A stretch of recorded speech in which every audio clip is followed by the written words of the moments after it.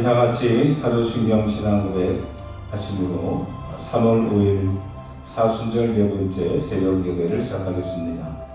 나는 전능하신 아버지 하나님 천지의 창조주를 믿습니다. 나는 그의 유일하신 아들 우리 주 예수 그리스도를 믿습니다. 그는 성령으로 잉태되어 동정녀 마리아에게서 나시고 본디오 빌라도에게 고난을 받아 십자가에 못 박혀 죽으시고 장사된 제3일 만에 죽은 자 가운데서 다시 살아나셨으며 하늘에 오르시어 전능하신 아버지 하나님 우편에 앉아 계시다가 거기로부터 살아있는 자와 죽은 자를 심판하러 오십니다. 나는 성령을 믿으며 거룩한 공교회와 성도의 교제와 죄를 용서받는 것과 몸의 부활과 영생을 믿습니다. 아멘.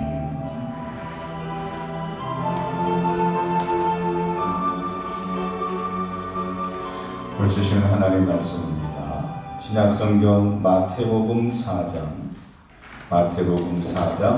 10절부터입니다.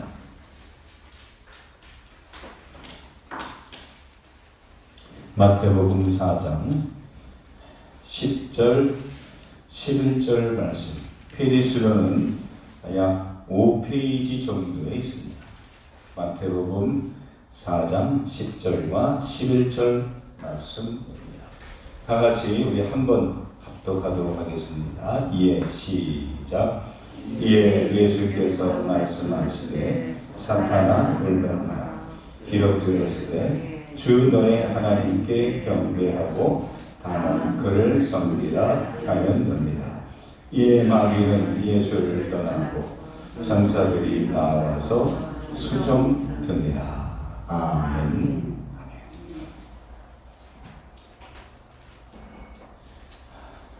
우리는 어저께 하나님께 순종하라는 말씀으로 함께 은혜의 말씀을 나누었습니다. 죄 없으신 예수님께서 하나님의 명령을 받습니다. 세례를 받으라. 어떤 세례? 회개의 세례. 누구에게? 세례 요한에게. 하지만 하나님 예수님은 순종하셨죠. 그때 하늘에서부터 비둘기 같은 무엇을 받으셨어요? 성령님을 받으셨습니다. 사람이 성령이 임하면, 우리 안에 성령이 임하면 사도행전 1장 8절에 의하면 우리에게 권능이 나타난다고 했어요. 권능이 뭡니까? 힘이에요. 자, 그렇다고 한다면 우리가 예수님께서 성령이 임하심으로 말미암아 하나님의 아들임을 확인받게 되었고, 그리고 권능을 우리가 받게 되었다고 한다면 성령님께서 임하시는 예수님의 공생의 사역은 어떤 모습이었을까요? 그냥 곧바로 기적들이 나타나고 사람들이 엎드리고 그랬나요? 그렇지 않았습니다. 오늘 말씀에 보면 그 성령님은 전혀 다른 곳으로 이끌어 가셨습니다. 어디를 인도하셨느냐? 광야로 인도하셨습니다. 우리가 읽지 않았지만 마태복음 4장 1절에 보면 이런 말씀이 있습니다. 그때가 언제였느냐? 예수님의 성령을 받고 난 다음에 예수께서 성령에게 이끌려 성령이 예수님을 인도하셨다는 얘기입니다. 그리고는 마귀에게 시험을 받으러 어디로 가사? 광야로 가사. 광야에는 뭐가 있습니까? 광야에는 뭐가 있을까요? 광야는 어떤 곳이죠? 광야. 물 있어요, 없어요? 없어요. 먹을 거 있어요, 없어요? 없어요. 사람들이 많아요, 적어요? 없어요. 그게 광야란 말이에요. 근데 그 광야에는 뭐가 있느냐? 한번 따라합시다. 시험이 있습니다. 뭐가 있어요? 시험이 있어요. 우리가 인생은 나그네 길이라고 말하잖아요. 우리 이 말씀을 보면 우리가 이 하나님께서 보시면 반드시 이스라엘 민족들을 하나님의 성들을 광야로 인도하셨어요. 애굽에서 출애굽을 하고 나서 그 구원의 기쁨을 맛보고 난 다음에 홍해 바다를 건너는 기적을 체험하고 난 다음에 이스라엘 민족을 하나님께서 어디로 인도하셨느냐? 좋은 길로 인도하지 않았어요. 가나안 땅으로 가는 고속도로를 인도하지 않았어요. 광야로 인도하셨어요. 그리고 적어도 늦어도 한 몇 개월이면 갈 수 있는 그런 거리였지만 하나님은 40년 동안이나 무려 40년 동안이나 광야에 머물게 하셨더라는 거예요. 광야는 하나님의 사람들에게 반드시 거쳐야 될 필수입니다. 다시 말하면 우리가 믿음의 사람으로 살아갈 때에 내가 안수도 받고 내가 목사도 되고 내가 직분도 받고 그럴 때에 반드시 거쳐야 될 관문이 있는데 그게 뭐냐? 시험이라는 거예요. 광야의 시험이라는 거예요. 그저께 목요일날 저희 교회에서 우리 지방에 이제 동문 목사님들이 모였어요. 오래간만에 모였어요. 그래서 저기 남북교회 출신이었던 강신일 목사님 아시죠? 이런 분들도 아시던데 강신일 목사님도 원로 목사님도 시작해서 얼마 전에 몇 주 전에 한 2주 전에 첫 이제 목회를 나온 가장 젊은 분 나이가 어떻게 돼요? 물어봤더니 28이래요. 우리 지연이보다 어리니까. 그래서 이제 지금 제천교에 있다가 이제 교육전사로 있다가 첫 목회를 나온 거예요. 옛날 생각 나더라고요. 그러니까 은퇴하신 지 한 10년쯤 되신 그 목사님하고 여기 같은 게 나온 분하고 거의 뭐 이제 손짓볼 되는 그런 다 3대가 모여서 이제 이야기를 하게 됐어요. 아마 그런 생각이 됐을 거예요. 이제 목회도 나오고 그러면 나도 이제 뭔가 좀 이제 되겠다 이런 생각이 들었을지도 몰라요. 저도 그랬으니까. 그런데 우리가 살아가면서 뭔가 이뤘다 싶을 때 그때서부터 뭐가 주어지느냐? 시험이 있다. 시험. 자, 오늘 예수님은 어떤 시험을 받으셨느냐? 3가지 시험을 받으셨습니다. 광야는 물도 없고 먹을 것도 없고 사람도 없고 아무것도 없는데 그때 시험만 있다고 그랬어요. 어떤 시험이 있느냐? 첫 번째, 그 배고플 때에 돌을 떡으로 만들어 봐라는 사단의 시험이 있었어요. 두 번째, 성전 꼭대기에 올라가서 한번 뛰어내려봐라. 그러면 천사들이 내 발을 받아줄 거다. 세 번째, 나에게 한 번만 절해봐라. 그러면 눈에 보이는 모든 세상의 영광을 다 너에게 주겠다. 라고는 이 3가지 시험을 줍니다. 그때마다 예수님은 어떻게 이기셨느냐? 사람이 떡으로 사는 게 아니라 하나님의 말씀으로 산다. 주 너의 하나님을 시험하지 말라.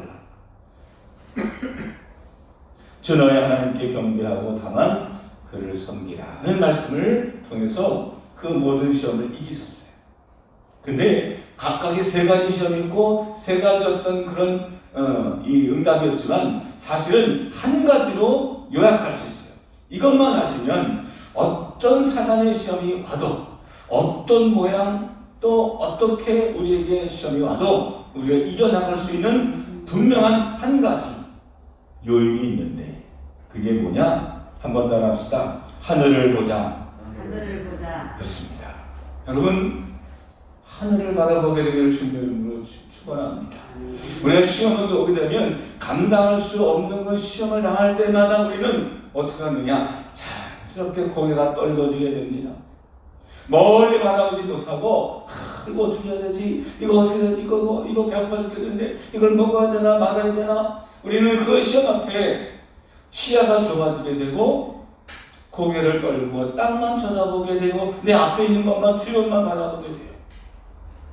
조금 더 멀리 바라보면 해결할 수 있는 답이 있는데 멀리 좀 지금이 아닌 내일 모레 좀 미래를 좀 바라본다면 여유가 생길 텐데 우리가 감당하기 어려운 시험을 만날 때마다 우리는 촉박하게 되고 긴장하게 되고 시야가 좁아지게 되고 좀 마음이 넓어지는 것이 아니라 마음이 속이 좁아지게 되고 옹색하게 되고 인색하게 되고 그래요.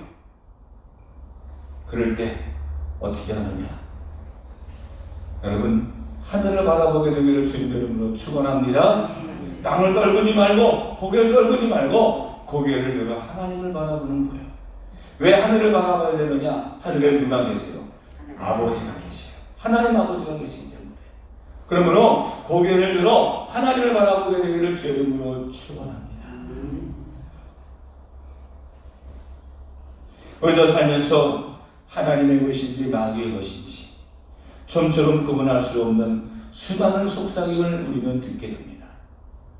이게 맞는지 틀리는지, 이게 가도 되는지 안 되는지, 어떤 것이 옳은지. 여러분, 그때 우리의 시선을 잊지 마세요. 고개를 들어 하늘을 바라보게 되기를 주의 이름으로 축원합니다. 당장은 아쉬울 수 있습니다. 그러나 내 시선을 하나님께 주면 하나님께서 이 험한 세상에서 그 시험을 이기고 하나님 주시는 권능을 얻고 성령에 의지하여 여러분 하나님의 놀라운 기적들을 일으키는 하나님의 백성들이 될 줄로 믿습니다. 고린도전서 10장 13절에 이런 말씀이 있습니다. 사람이 감당할 만한 시험 받기를 너희가 당한 것이 없나니 오직 하나님은 미쁘사 너희가 감당하지 못할 시험당함을 허락하지 아니하시고 시험당할 즈음에 또한 피할 길을 내사 너희를 능히 감당하게 하시느니라. 할렐루야. 여러분, 그렇습니다. 시험이란 우리가 볼 때는 감당할 수 없는 시험 같지만 하나님 보실 때는 우리가 능히 감당할 수 있는 시험이기에 하나님 우리에게 시험을 주시는 줄로 믿습니다. 단지 우리가 보지 못할 뿐이에요. 고개를 떨구면 못 봐요. 내 발만 보고 땅만 보면 못 봐요. 여러분, 고개를 들어 하나님을 보는, 그래서 그 모든 시험들을 능히 이기고 믿음으로 사는 저와 여러분들 되시기를 주의 이름으로 축원합니다. 할렐루야. 우리 함께 찬양하고 우리 함께 기도하도록 하겠습니다. 고개 들어라는 찬양이거든요. 저 불을 좀 꺼주시고요. 네, 뒤에 불을 꺼주시고.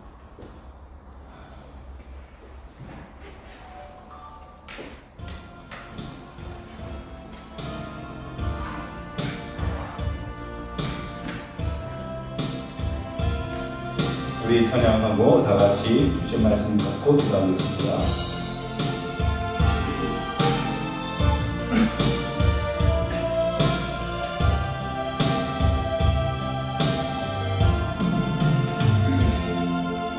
고개 들어 주를 맞이해 엎드리어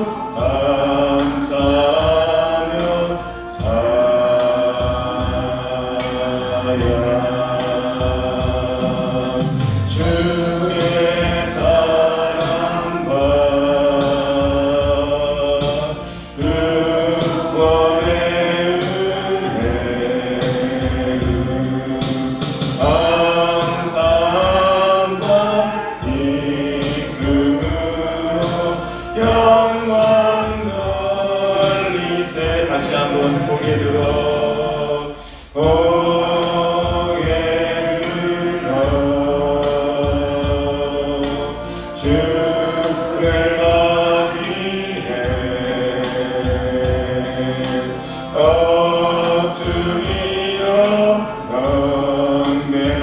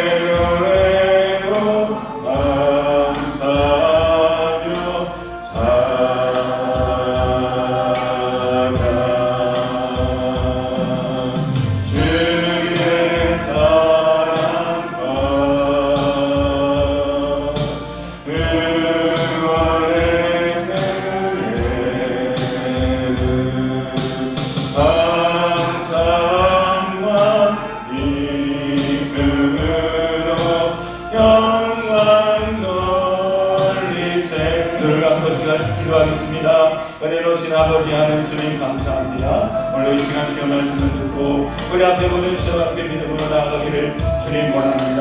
성령께서 주님 인도하여 주셔서 우리가 마음을 다하고 뜻을 다하고 정성을 다하여 주님 앞에 날마다 서는 자가 될 수 있도록 은혜와 성도로 주님 함께하여 주시옵소서. 오 아버지 하나님, 우리의 마음과 생각을 지장해 주옵소서. 아버님과 능력을 주시하여 주옵소서. 아버지 하나님께서 성령으로 우리의 몸과 마음을 지장해 주옵소서.